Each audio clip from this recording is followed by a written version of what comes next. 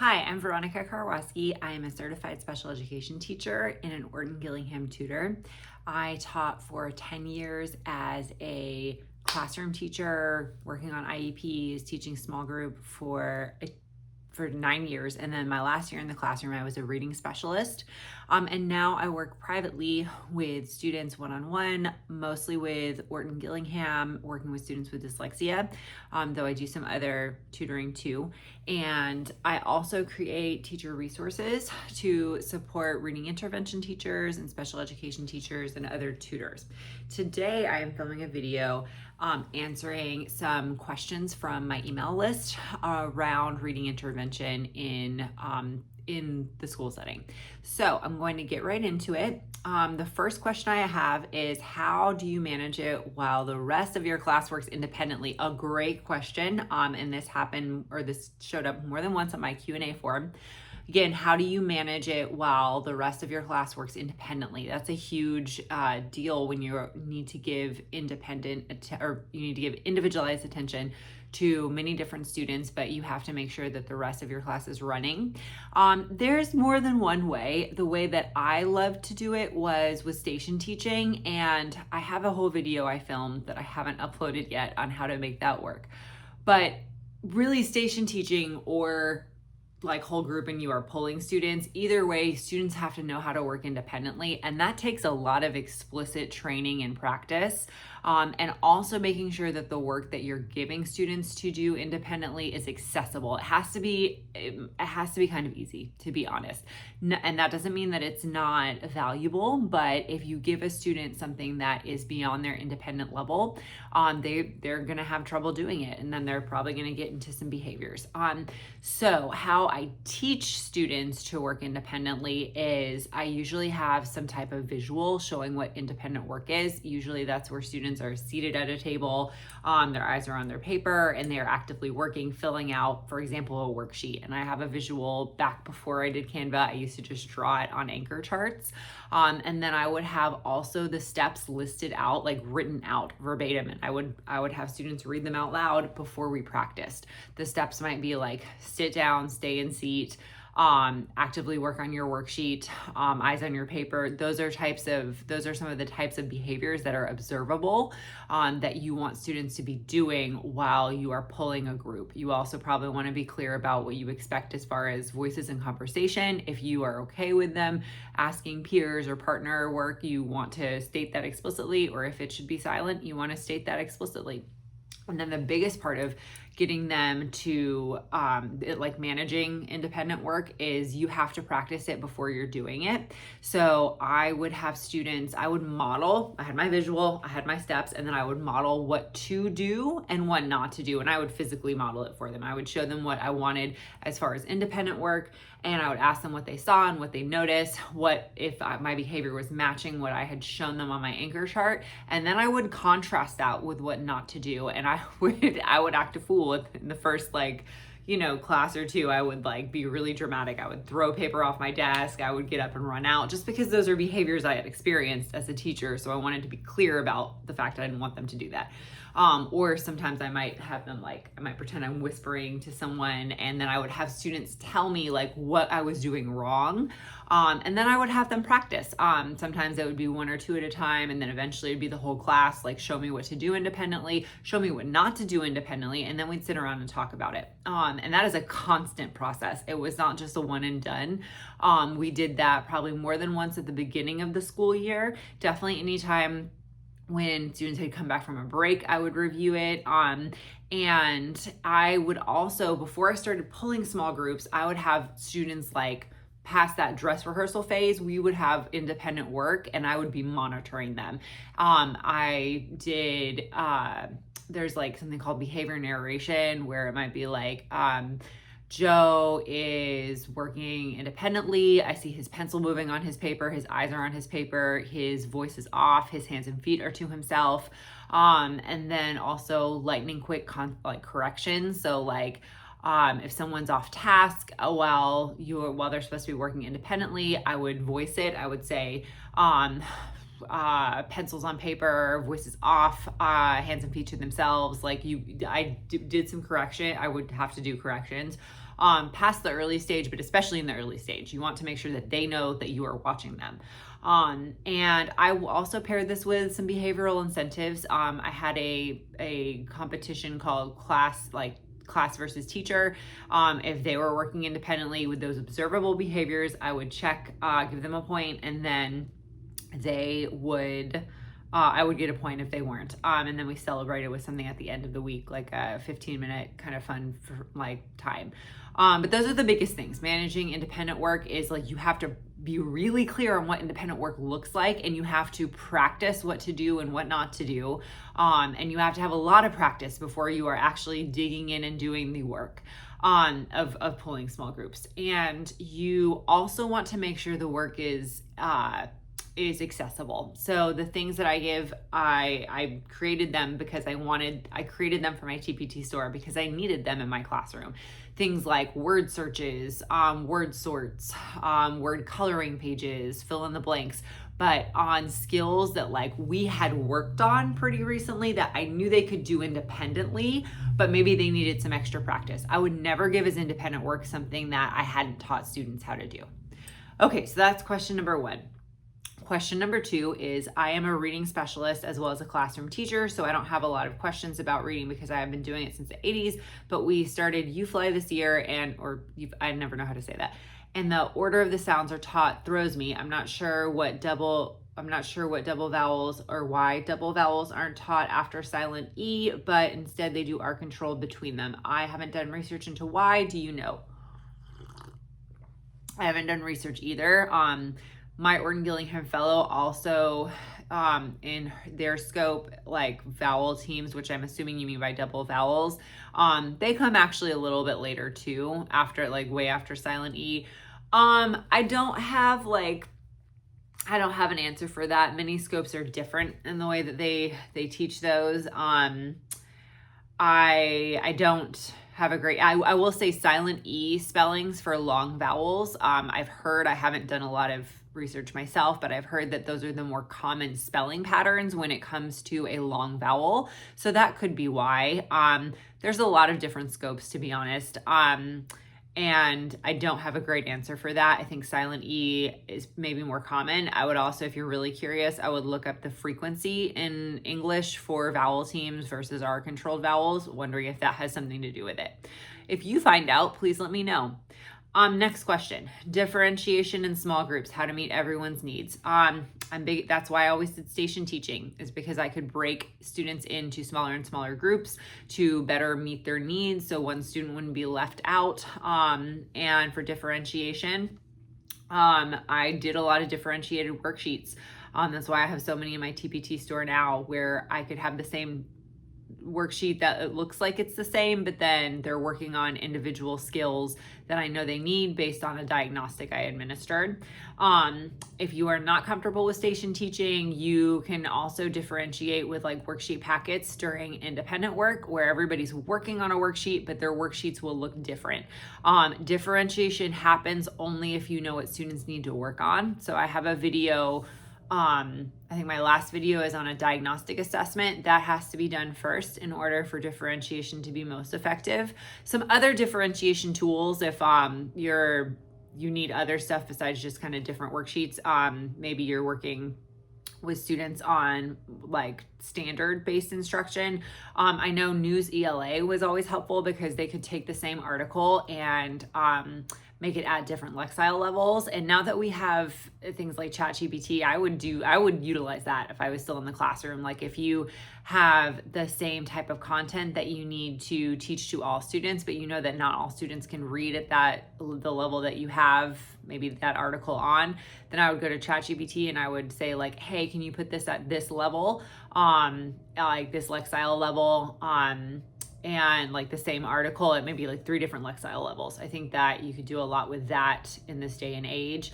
I have been working with the company Metametrics to do my own Lexiling, and I will tell you that when it comes to higher Lexile levels, it's usually because the sentences are longer. So if you're working with ChatGPT and you want to make something maybe at a lower Lexile level to be more accessible, then I would focus on reducing sentence length. And then, so I've talked about that, News ELA, just different types of worksheets. Scaffolding is also a way of providing differentiation. So maybe like you can't take whatever you're working on and you can't like really individualize it. Then I would find like within, for example, if you're reading a book or an article, I would zoom into the most important paragraphs and I would highlight them for students who may need more support. And maybe instead of reading the whole thing, they just focus on that one paragraph if the answer they're looking for is there. Other differentiation tools, this is more like accessibility, but providing text to speech and being able for students to hear what they're reading can be helpful. I would not be afraid of working with stations though. And being able to break classes into smaller groups. I think that's an easy way to differentiate. Next question. How best to group a large group of students with limited time and who to target first? Again, I love stations for this reason. The largest group that I worked with in an intervention setting was about 15 to 18 kids, and I broke them into groups of 3 to 5. And then who to target first? This is why diagnostic is super helpful. That's a hard question to answer because all our students are important. If you're able to pick your class lists, then I would probably target the students who are several grade levels behind. But I don't think I could say like who to target first. Like in station teaching, I was able to break them into groups of 3 to 5, and then I could see all those students within a 60-minute period. And it was really intentional work that we focused on. Again, having the diagnostic first helped me know what specific word patterns each student needed to focus on. Next question, how can I improve my students' fluency? There's a ton of stuff that come before fluency that will strengthen it, kind of like the foundation. Phonemic awareness has to be strong, recognizing the individual sounds and words and manipulating them. Decoding has to be really strong, so working on words in isolation. And then also if like the actual, maybe they're decoding strongly, but like it's hard to put it together to read a connected text. Is I use decodable readers. So really working on whatever words they're decoding, having that same practice with reading fluently in a passage. I use pretty controlled text. And then my actual oral reading fluency routine, I have students preview words or preview the passage, see if there's any words we want to take out and work on first. If I know that there's words that they struggle with, I might show them those words on a page and then have them find it in the passage before they read and circle it. I usually have students do a cold read where they read it out loud, whatever we're reading before I've read it. And then depending on the level of fluency needs, a lot of times we do alternating reading. So like they've read once and then we alternate sentences. I read a sentence, they read a sentence, I read a sentence. And then we go back to the beginning and we switch. They read the one that I read. I read the one that they read, then I read the passage fully, and then they read. So you can see a lot of repeated reading. I also, to make this more engaging, I have tic-tac-toe boards, and so the sentences are on there. So every time they read, they can mark an X or an O, and it just makes it a little bit more engaging. I've also done some other games like that. So turning it into a game can be helpful, not necessarily targeting the fluency, but keeping it engaging, because really they need a lot of repeated reading in order for it to, for fluency to grow. All right, next question. How to keep the rest of the class from imploding while I run groups. I've tried so many systems and rewards and consequences, but it's still a struggle. I kind of answered this question already. I'll just say some other things I didn't say. You can look back in the video. The first question I answered was kind of about this. And I did forget to say that like you can have practiced so many times, you can have the best systems. Sometimes it's still a struggle. And for me, those classes where like I knew I had practiced so many times, I knew my systems were on point, I knew my behavior management was on point, and still there were issues. Often it turned out the students who, I won't say were causing it, but the students who struggled the most, I had to create an individualized system for them. And these students were the ones who often had the most challenging behaviors, who had IEPs, who maybe had a safety plan. And it's really important to know those plans ahead of time, so that you can, you aren't finding out in the moment after an incident has occurred. So if I've done all the things, I've been explicit, we've practiced, the work is accessible, and we're still struggling, then, and especially if it's only like 1 or 2 students and everybody else, like, you can manage pretty well. I've tried alternative systems where that one student who might be disrupting everything, we, instead of them rotating to stations, just as an example, I would put their work at their desk and they would have stations that they would rotate through at their desk. So they didn't have to move as much, just because it was dysregulating for them and it would cause the class to implode. So as this one example I'm thinking of, they did all of their stations at their desk, and then if they finished everything, they earned a walking pass that I had previewed with another teacher. We had an arrangement where if the student got all their work done, they were able to go and check in with a preferred teacher, and then they got some movement that way. And I've also had to do similar things with students with safety plans, and I brought in behavior specialists from the school, and I've really leaned on their case managers, because I was one as well. And so they need to, I need support from them in order to help their student be successful. So again, to stop your class from imploding, make sure that you have been explicit and clear with directions. You have practiced. You have, the work is accessible, that they're doing by themselves.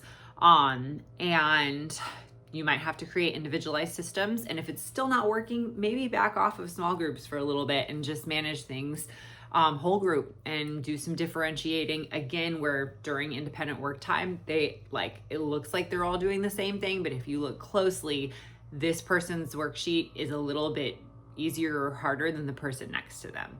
The next question is where to start. I would look back at my last video, and that is on diagnostic assessments. That's where you need to start. You need to do a diagnostic assessment to find out what your students know and don't know. You cannot just, I couldn't just guess.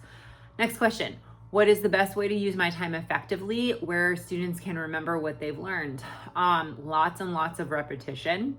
And I would say using a structured literacy approach, either some type of curriculum, or if you're like an Orton Gillingham instructor, planning instruction around your students' needs. And if that's really new to you, then I would look in your district and see if there are trainings like even Wilson, or UFLI is free, UFLI. So that's a good place to look. I would start Googling that if you don't have a background in structured literacy. In order for students to remember what they've learned, they need a lot of repetition. That is the difference between reading intervention and just AELA curriculum, is we are not moving in an order. We're spiraling, like everything keeps going. We keep reviewing everything because students, especially students with learning disabilities and dyslexia, need more repetition than students without. Next question. How can you help your struggling readers in grade 2 without them feeling like they're reading baby books? I would look for decodable passages. The ones that are in my TPT store, do not have clip art because I made them for middle schoolers, and I needed something that looked mature. But outside of mine, I would say UFLI also has great decodable readers. But yeah, anything in my store just should not feel baby-like. And I would say avoiding clip art if that's a concern. Like, you can still have something that is decodable and structured and at a beginning reading level, but just without like overly childish visuals. Next question. Best tips for dyslexia and ADHD. This is a great question for me because I work with half my caseload has both dyslexia and ADHD. I'm also a certified yoga teacher, and I've taken kids yoga trainings for ADHD and autism. And there's a lot to unpack. I should make a separate video about this. But on my website, I'll link it below. I have a checklist that is for working with students with ADHD, just a bunch of strategies that can be really helpful. The top ones that come to my head are Usually incorporating some type of movement into my tutoring sessions. So we often are not sitting still. We might have students up and moving as they sort words based on word patterns, or one student who I plan for, to every student with ADHD and dyslexia, but every student is so different. So really with those kids, like leaning into their interests, I would actually say is the most important thing.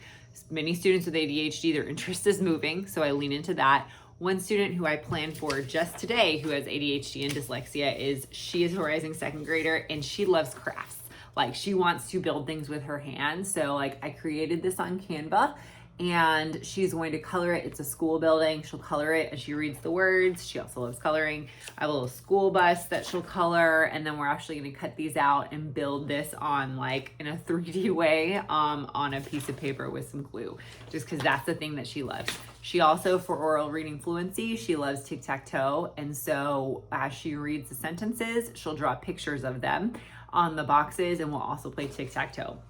But those are her interests. I have other students who have ADHD who they just really needed to move, and we needed to break up our reading with games. I also tend to kind of adjust the order of activities based on like whatever they don't like. I might move that first just to get it over with. But I'll also try and link that checklist for ADHD in this video. Next question. How do you communicate intervention progress with families? So as a private tutor, I have a whole system that's specific to me where I type session notes after every session, and that also then gets loaded. I have kind of an automated system where it gets loaded onto weekly invoices. And so then as parents pay their invoice, they can see what we worked on. And then also I do benchmark assessments every 25 lessons where I have a Google document where I've kept all of their data, and then I send that to parents after I benchmark them. I also have conference times available on my Calendly where they can sign up and they conference. That's how I communicate intervention progress with families. That's way more detailed than when I was in the classroom, mainly because these parents are paying me. So I want to make sure like intervention data is like really accessible. In the classroom, usually it was through IEP progress reports and conference time. And I just was pretty accessible to parents. If they had questions, they could email me. Sometimes we talked over the phone. And then usually though, like if I'm communicating progress, it's in the context of their baseline. So again, that diagnostic assessment, go watch that last video. But I had a baseline, and then I could show how much they were growing in relation to where they started with me. I think that's important. And then also a little bit on where they are in relation to their grade level. DIBELS, reading fluency benchmarks, are very helpful for that. DIBELS, DIBELS, if you want to have like some type of grade level comparison. But if not, I'm telling the parents how they're performing in relation to where they started with me. Okay, next question. How to adapt it to fit older learners with little formal schooling. The little formal schooling part, I don't have as much experience with. Older learners, again, I would limit clip art, I limit kind of babyish talk, and just be really direct about how the structure of English works, like explaining that, we have something called a closed syllable, and every syllable must have a vowel. These are the vowels, and we don't need to like sing the vowels. We can just be pretty clear and specific about it. And then sometimes for older students, kind of bringing in science on, why certain ways of learning to read work, it can be helpful. But yeah, just being pretty direct. I started with older students, so it's a little hard for me to explain because I'm just so used to it. But yeah, less clip art. I wouldn't give this to an older student, but I would just probably give them like a word list and be like, hey, and if I could take these same words and I would say, circle the suffix. So you see ing or ed, I would ask them to circle it, not on this, but on just like a piece of paper. And then they'd go through and read the words. They sometimes still like games, so maybe we would play a little board game as we did that. Next question. How do you manage the implementation with so many students reading below level and poor behaviors? Yeah, that's why the first question I started with, I was like, I saw this come up a lot. And I've kind of already touched on it. I differentiate with stations, but if the behaviors are so bad, then maybe keeping them whole group, doing some type of lesson that tries to hit on most the whatever skill you're working on. And then when they work independently, they have a work packet that is designed for their needs. And I don't have one printed for what that might look like, but again, I'll link my store and you can go check out the items in there. And then poor behavior, making sure that work is very accessible. If they have, pardon me, experienced learning failure before, then that's also going to be a factor in the behavior. So you want to make sure the work is easy to begin with. And then as they grow, you can kind of scaffold it up and make it more challenging, but I wouldn't start with something too hard, and you would know that based on the diagnostic assessment. And then I'd really lean on reading specialists in the building, or pardon me, behavior specialists in the building, and special education teachers. I would ask them for support. Behavior specialists have been so helpful for me over the years. They've given me so many ideas I wouldn't have thought of before. And so I wouldn't be afraid to lean on them. But I think I've covered a lot in this video already about that. All right, next question. How do I find resources for students in upper elementary that don't look babyish? Also kind of covered this. Clip art, take that off. You can do a lot in Canva yourself. But anything in my store was designed for older students, for middle school students. So there's no clip art. Everything is no kind of babyish fonts. Kind of gotten into it a little bit more in the last few years. So you just want to, I'll figure out a way to do a video specifically on the resources I'm talking about. But any of my worksheet packets, those are designed for older students. Some of the recent slideshows are not, but all the worksheet packets are. Next question, how often should I assess them on what we have worked on? So I do benchmark assessments every 25 sessions as a private tutor, but I'm taking data in that session. That's a lot harder to do in the classroom. I tried that when I was doing my Orton Gillingham associate level practicum, and I was stressed. So I actually would take that. If I went back into the classroom, I wouldn't put pressure on myself to take daily data. I would say in the classroom, I liked progress monitoring every week. And I would have students, when I was a resource teacher, we had an online progress monitoring system that I use called Classworks, because it automatically populated the graphs. And then every Thursday was progress monitoring day. And I challenged students like, beat your high score. And then I had data from them, their online progress monitoring. Doesn't work quite the same way for like a true structured literacy approach. And so 25 sessions is definitely important. And if you can do weekly or bi-weekly, that would be good. I wouldn't wait that long. It sucks if you've waited 25 sessions, and then you assess them and you're like, whoa, we've regressed or something, or we haven't been growing. And then you're like, wow, it's almost like I wasted a lot of time. So I wouldn't be afraid of too much assessment. Next question, how do I do it well and make it meaningful when I have so many different needs in my classroom? Again, I'm a huge fan of station teaching. The students I worked with love station teaching, except for those outliers that I mentioned that I had to plan individual lessons for.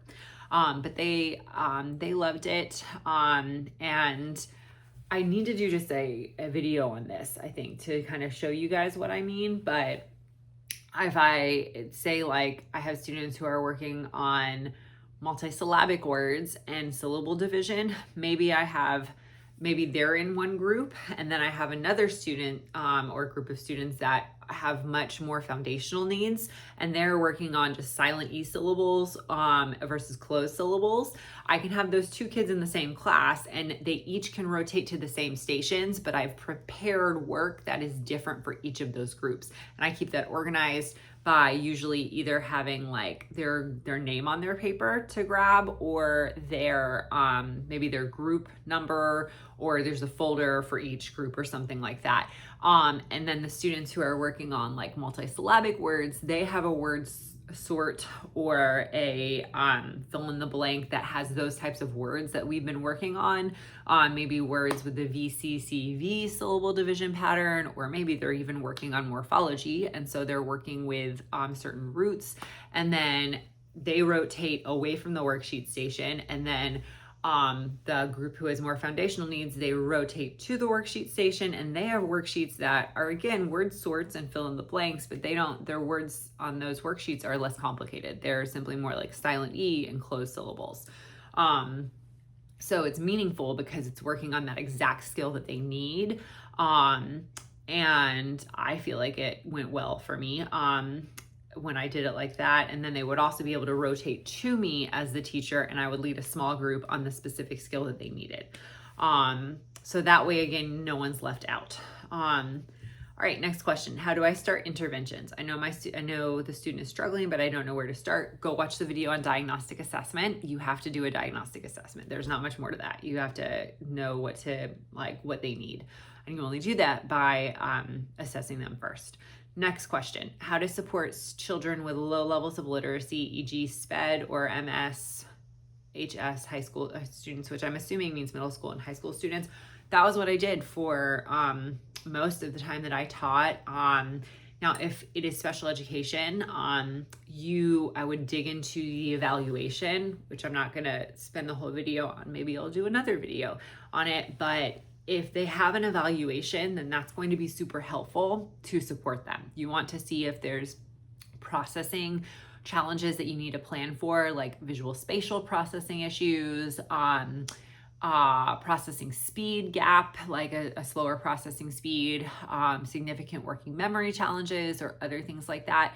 The evaluation is going to be most helpful because you can use that to help you specially design instruction.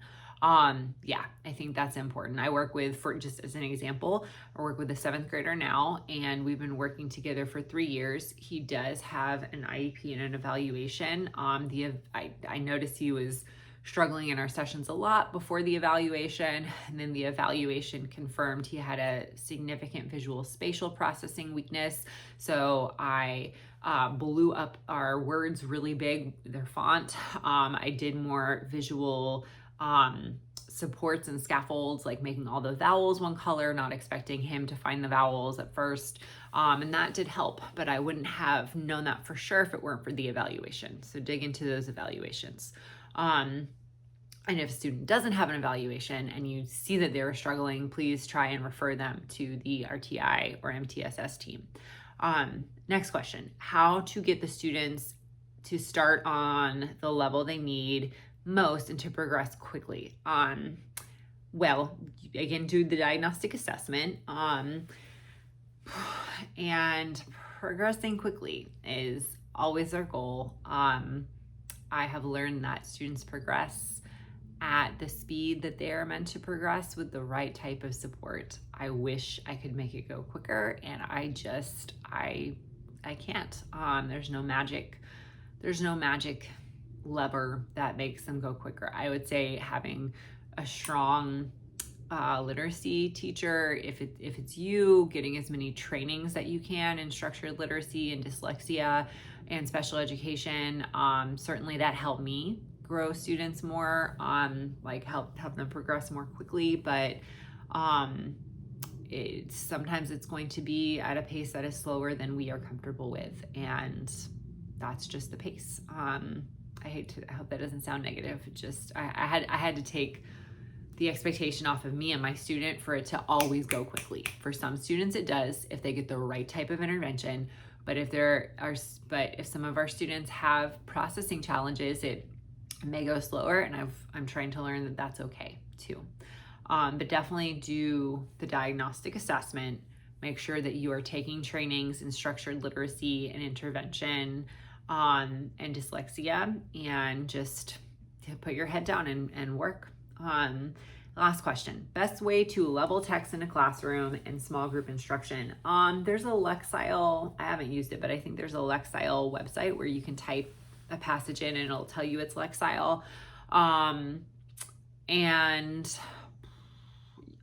That's hard. That's a hard question for me. I'm not exactly sure what you mean by level text. If you mean like kind of saying, I'm thinking of guided reading levels where like certain books are at certain levels. I'm not sure if that's exactly what you mean. I use a lot of decodable text now, and I am starting to branch out into other types of books again. But if you're working on students with very beginning levels, then I would lean on decodable text. Okay, I know I talk really fast, so thank you if you stayed around to this part of the video, because I know it's probably a lot of information, and I just appreciate you being here. This video was specifically for my email list, so if you answered a question or if you asked a question, I hope I was helpful in my answer, and you are also going to get the back to school activity sheet that I will send out to my email list, well, to the ones who answered these questions, and then one lucky person will be raffled off or win a raffle for a free resource in my store. So down at the bottom, I'm going to link my TPT store. You can find a lot of good differentiated worksheets that are good for students of all ages. And then there was something else I was going to link, my ADHD checklist. I'm going to link that too. Okay, well, I hope you all have a great school year. I hope that it is fun and purposeful. And if you ever have questions about reading intervention, please email me at veronica@growtheducationtherapy.com. I love to talk about reading intervention.